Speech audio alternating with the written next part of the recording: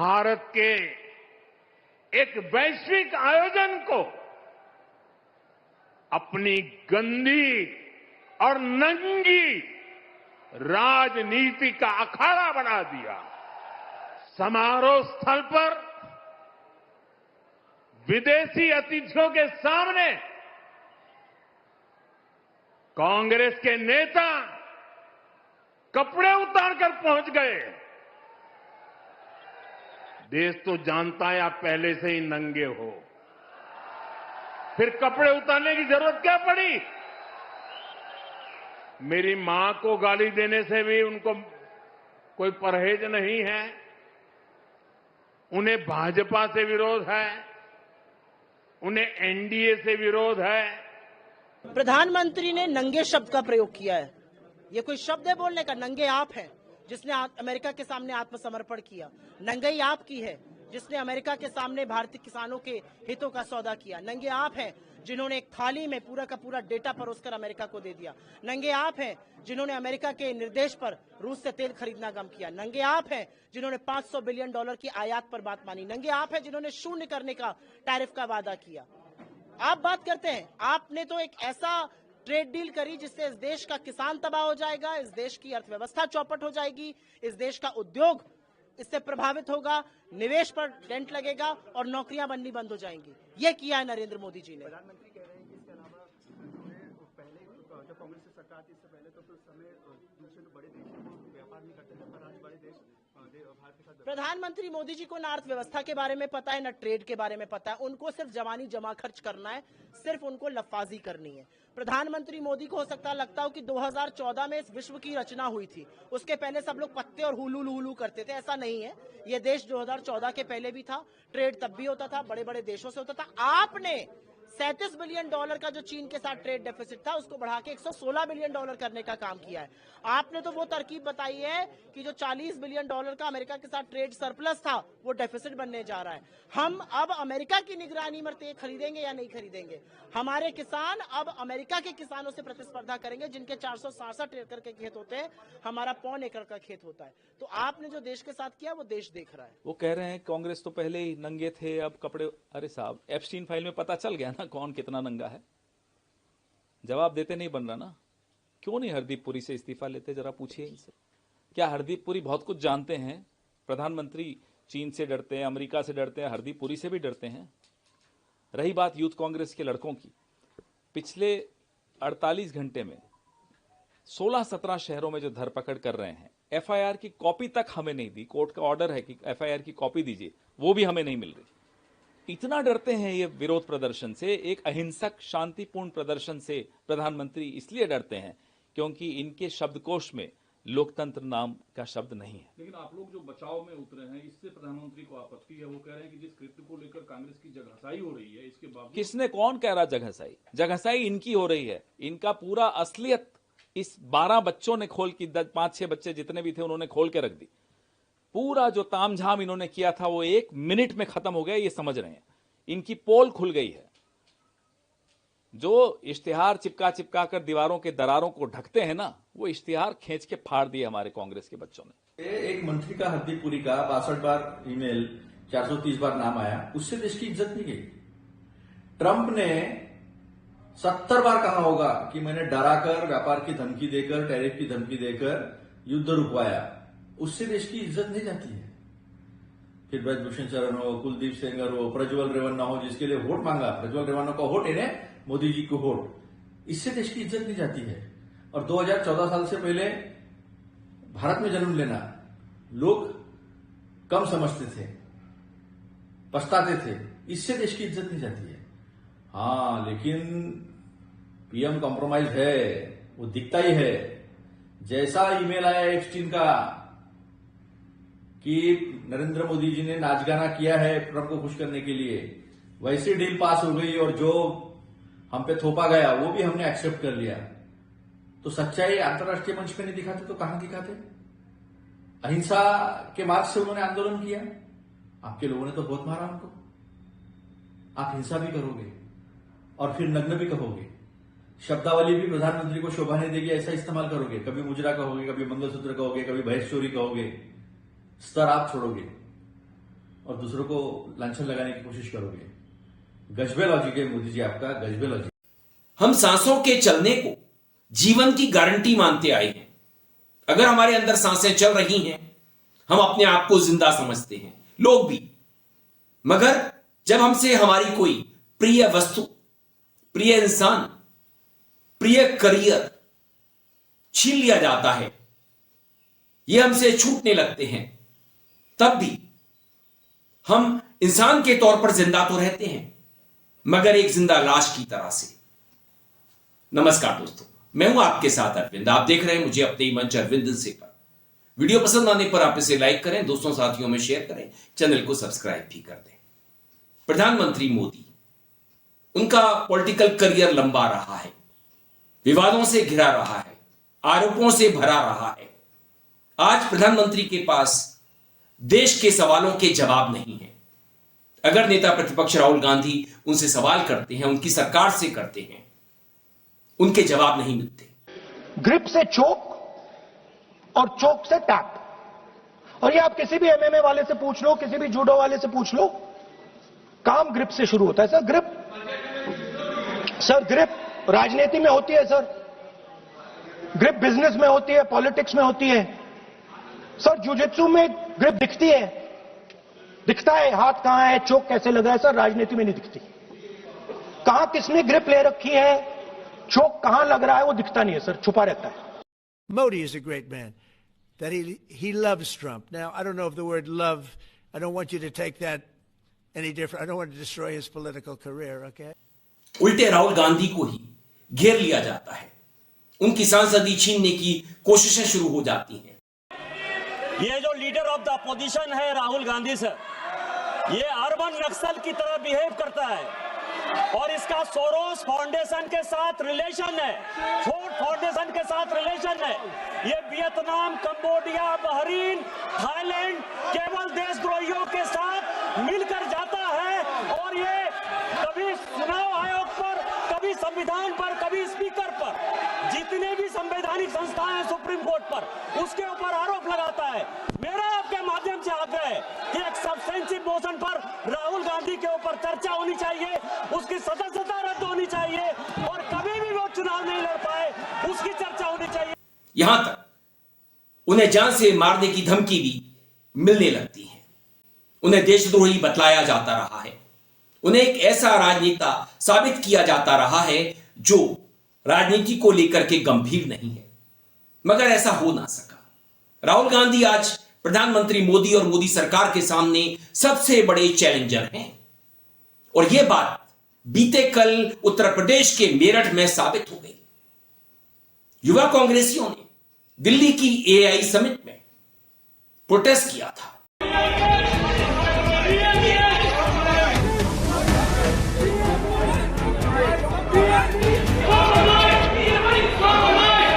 के खिलाफ जो साजिश हो रही थी उसलिए किया, तो हम लॉ को फॉलो करेंगे। सर, तो आपको भी जी क्या कहा है? अभी देखते हैं।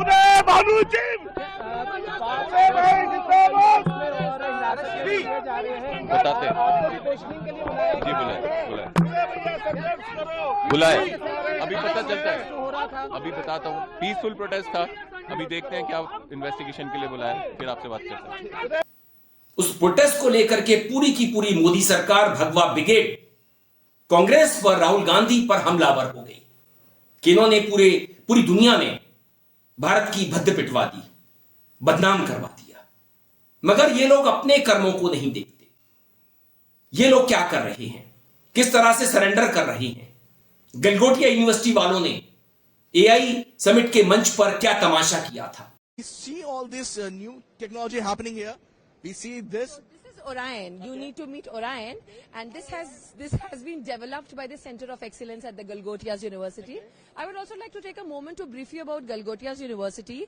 We are the first private university investing more than 350 crore rupees in artificial intelligence, and we have a dedicated data science and artificial intelligence block on the campus. So Orion has been developed by the Center of Excellences, and as you can see, it can take all shapes and sizes. And it's quite naughty also. It's quite naughty also, and it can perform small tasks of surveillance, monitoring.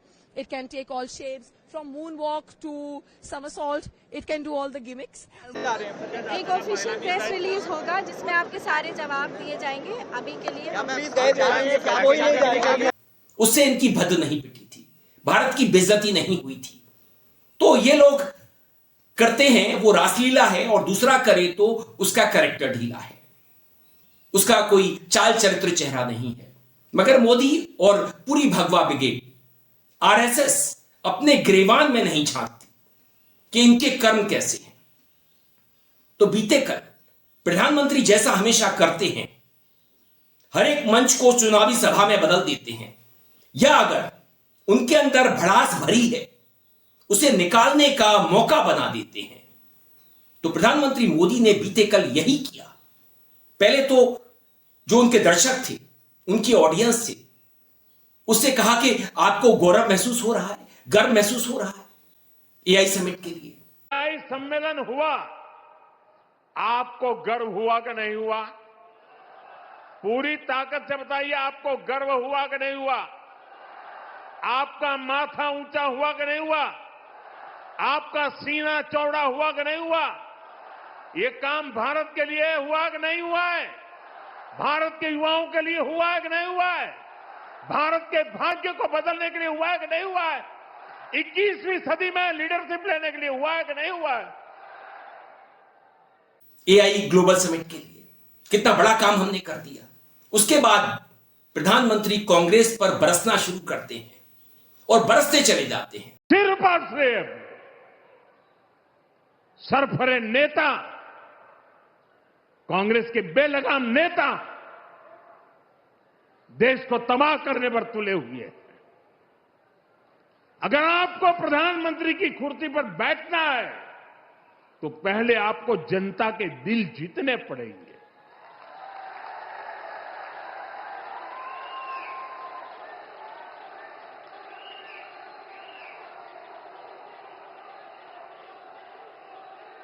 महिलाओं MPO को भेज करके seat पर कब्जा करने से आप प्रधानमंत्री नहीं बन सकते हो। और माताओं बहनों को इस प्रकार से आगे करने की क्या मजबूरी है आपकी? क्या इतने खोखले हो गए हो आप लोग?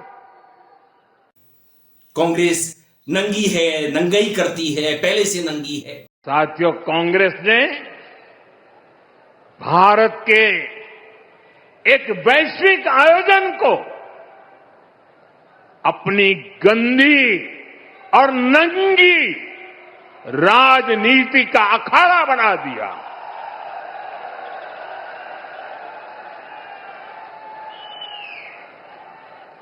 समारोह स्थल पर विदेशी अतिथियों के सामने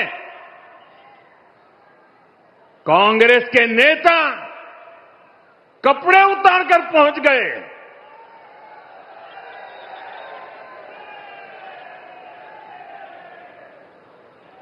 मैं कांग्रेस वालों को पूछता हूं, देश तो जानता है आप पहले से ही नंगे हो, फिर कपड़े उतारने की जरूरत क्या पड़ी? और देखिए दिल्ली में जो हुआ, क्या उसमें कोई टीएमसी के लोगों ने पाप किया है? नहीं किया है। डीएमके के लोगों ने पाप किया है? नहीं किया है। बसपा के लोगों ने पाप किया है? नहीं किया है। फारूक अब्दुल्ला जी की पार्टी ने पाप किया है? नहीं किया है। सिर्फ और सिर्फ सरफरे नेता, कांग्रेस के बेलगाम नेता देश को तबाह करने पर तुले हुए हैं।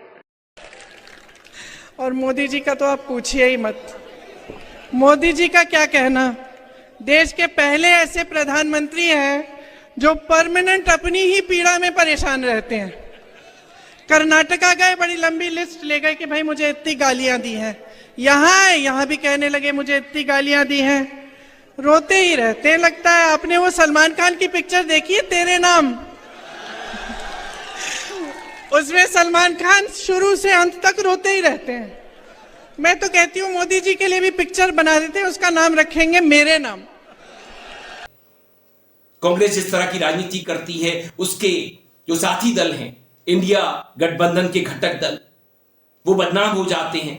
वो ऐसा नहीं करते, कांग्रेस करती है, टीएमसी नहीं करती, वगैरह वगैरह। तो प्रधानमंत्री भन्नाए हुए थे, खिसियाए हुए थे। ऐसा लग रहा था युवा कांग्रेसियों ने उनकी कमजोर नस दबा दी है। पहले से भगवा ब्रिगेड और मोदी सरकार राहुल गांधी पर हमलावर रही है, क्योंकि ये लोग समझ चुके हैं अगर इनकी राजनीति को कोई चुनौती दे सकता है, इनकी राजनीति के कॉफिन में अगर कोई आखिरी कील गाड़ सकता है तो वो राहुल गांधी हैं, कांग्रेस है। बाकी विपक्ष है, वो सहयोग दे सकता है, मगर राहुल गांधी सीधा हमला करते हैं, सीधे सवाल करते हैं, और उनके सवाल मोदी को चुभते हैं, बहुत चुभते हैं। तो क्या मोदी के पॉलिटिकल करियर की मौत राहुल के हाथों होने वाली है, कांग्रेस के हाथों होने वाली है? क्योंकि मोदी तो कहते रहते हैं कांग्रेस मेरी कब्र खोदती रहती है। तो कांग्रेस किसी की कब्र नहीं खोदती। आदमी अपनी कब्र, अपनी चिता खुद खोदता है, खुद सजाता है। और प्रधानमंत्री जिस तरह से राजनीति कर रहे हैं, पूरी की पूरी नेगेटिव पॉलिटिक्स। हरदीप पुरी का नाम जब एप्स्टीन फाइल में आया, प्रधानमंत्री ने उसके बाद हरदीप पुरी को जन्मदिन की बधाई दी, हरदीप जी कहा। दुनिया शर्मसार हो रही है एप्स्टीन फाइल्स को लेकर के, मगर प्रधानमंत्री नहीं हो रहे हैं। उनके दो प्रिय लोग एप्स्टीन फाइल्स में आ चुके हैं। Speaker sir, there is a businessman called Mr. Anil Ambani. I want to ask the question, why is he not in jail? The reason he's not in jail is because his name is in the Epstein files. एक तो That's why he's not in jail. Rahul ji, जो भी I'd also like to ask Mr. Hardeep Puri who introduced him to Epstein. Mister Rahul, I know who introduced him. आप एक बात मेरी सुन लीजिए पहले, कि चाहे आप अनिल अंबानी, मैं कह रहा हूँ, मैं Anil Ambani, Sir, I know who introduced him. जो जिस And तरीके Mr. Hardeep Puri knows who introduced him. Charges लगा रहे हैं, We both agree. जो इस सदन का सदस्य नहीं है, चाहे वो अनिल अंबानी Hardeep Puri है सर, रानी हो, Hardeep Puri is a member of parliament here. आप जो चार्जेज लगा रहे हैं उसको सफाई करने का अवसर नहीं मिलेगा, उसको He's a minister, sir. उसका नाम नहीं लिया जाता। Speaker sir, Anil Ambani is not a member of the house. He's not. So I can speak about Anil Ambani. He's a defense. He's involved in defense, sir. He's involved in defense. He's involved in defense budget. Leave industry. To explain his whatever you are leveling charges against him, so I think so you will not take. Please. So there is a certain businessman whose name has appeared in Epstein files, and that businessman is not in jail. That businessman has criminal cases against him. The subject. What file you are taking? No, Epstein file. No. How I can allow you? No. दोनों का नाम आया है, मगर प्रधानमंत्री की जुबान नहीं खुल रही है। अभी भी प्रधानमंत्री उपदेश दे रहे हैं जैसे कि वो कोई धर्म गुरु हो, कोई बहुत पहुंचे हुए इंसान हो। मगर प्रधानमंत्री अब साबित हो गए हैं कि वो अच्छे राजनेता भी नहीं है, उन्हें राजनीति करनी नहीं आती। उनकी राजनीति में तानाशाही है, फांसीवाद है। शुरू से उनकी राजनीति में ये सब चीजें रही हैं। उन पर इस तरह के आरोप भी लगते रहे हैं, उन पर और उनके गृह मंत्री पर, गुजरात से लेकर के दिल्ली तक। अब तय हम सभी को करना है कि हमें किस ओर जाना है। भारत का भविष्य कौन बेहतर कर सकता है, भारत को आत्मनिर्भर भारत कौन बना सकता है। क्योंकि प्रधानमंत्री ने तो 11 साल ले लिए हैं। गुजरात में भी उन्होंने जो राजनीति की, उससे भी कुछ गुजरात को हासिल नहीं हुआ। धर्म की राजनीति से वैसे भी कुछ हासिल नहीं होता, कर्म की राजनीति से होता है, क्योंकि धर्म तो निजी विषय है और प्रधानमंत्री धर्म के नाम पर ही राजनीति करते आए हैं, उसकी आड़ में अपना खेल खेलते आए हैं। तय आपको करना है, आपको किस ओर जाना है। नमस्कार।